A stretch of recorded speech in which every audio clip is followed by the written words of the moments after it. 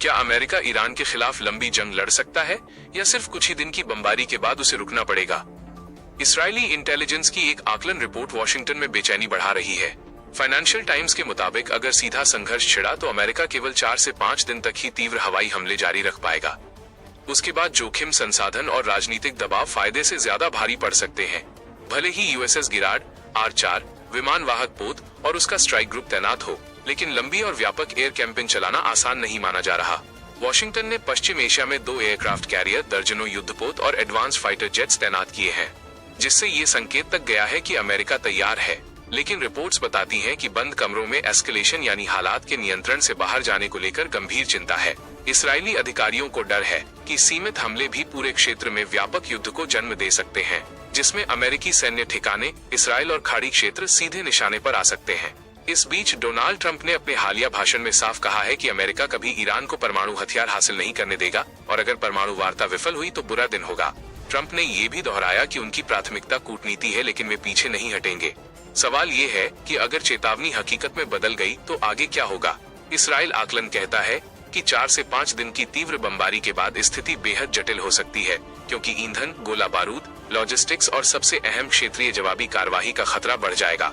Pentagon के भीतर भी कथित तौर पर चर्चा हुई है कि सीमित कार्रवाई भी लंबी और महंगी सैन्य उलझन में बदल सकती है।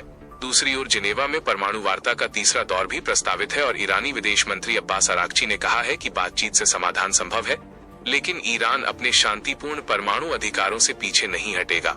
उन्होंने ये भी चेतावनी दी है कि किसी भी सैन्य हमले के परिणाम ईरान की सीमाओं तक सीमित नहीं रहेंगे।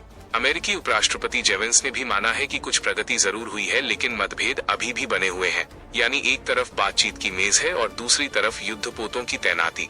ऐसे में बड़ा सवाल यही है, क्या 4 से 5 दिन की संभावित सैन्य कार्यवाही के बाद हालात काबू में रहेंगे या पूरा क्षेत्र आग की लपटों में घिर सकता है? फिलहाल दुनिया की नजर जिनेवा वार्ता पर टिकी है, क्योंकि अगर कूटनीति असफल हो जाती है तो ये सिर्फ 2 देशों का टकराव नहीं होने वाला, बल्कि पूरे पश्चिम एशिया की स्थिरता दांव पर लग सकती है। ईरान साफ तौर पर चेताता आया है कि अमेरिका के किसी भी गलती का परिणाम उसकी बेस देने वाले देश भी निशाने पर आएंगे। बड़ा सवाल है कि क्या इन रिपोर्ट्स के बावजूद अमेरिका ईरान पर हमला करने की जरूरत करेगा? ईरान अमेरिका जंग के मुहाने पर है। जरा सी चिंगारी भीषण युद्ध में तब्दील हो सकती है। इस बीच ईरान से जुड़ी कुछ न्यूज वेबसाइट दावा कर रही हैं कि दुनिया भर की सभी बड़ी तेल कंपनियों ने अपने अफसरों और दीगर लोगों को अरब देशों में जाने से फिलहाल मना कर दिया है। जी हाँ, दावा किया जा रहा है कि दुनिया की बड़ी तेल कंपनियों ने अपने स्टाफ को सलाह दी है कि सऊदी अरब, यूएई, बहरीन, ओमान, कुवैत और कतर की गैर जरूरी यात्रा करने से बचें। सवाल ये है कि तनाव तो ईरान अमेरिका के बीच है, हमला तो ईरान पर होगा, फिर एडवाइजरी अरब देशों के लिए क्यों? इसे लेकर मिडिल ईस्ट एक्सपर्ट कहते हैं कि जब भी युद्ध भड़केगा, ईरान का निशाना अरब देश ही बनेंगे। इस बीच अमेरिकी राष्ट्रपति डोनाल्ड ट्रंप ने तेहरान को कथित तौर पर 15 दिनों की समय सीमा देते हुए परमाणु समझौते पर कड़े प्रतिबंध स्वीकार करने की चेतावनी दी है। उन्होंने संकेत दिया है कि समय सीमा के बाद गंभीर परिणाम हो सकते हैं।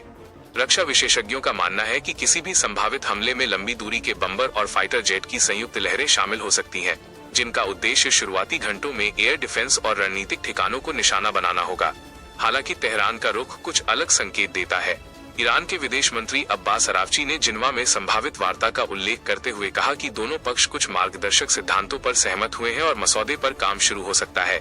ईरानी अधिकारियों का कहना है कि क्षेत्र में और सैन्य तनाव बढ़ाने की जरूरत नहीं है और एक संतुलित समझौता अब भी संभव है। ऐसे में मिडिल ईस्ट की तस्वीरें बेहद नाजुक हैं। आप इस खबर को लेकर अपनी क्या राय रखते हैं? हमें कमेंट बॉक्स में जरूर बताइए। ऐसी ही ताज़ा और अनसुनी खबरों के लिए अननोन न्यूज अपडेट चैनल को सब्सक्राइब करना न भूलें।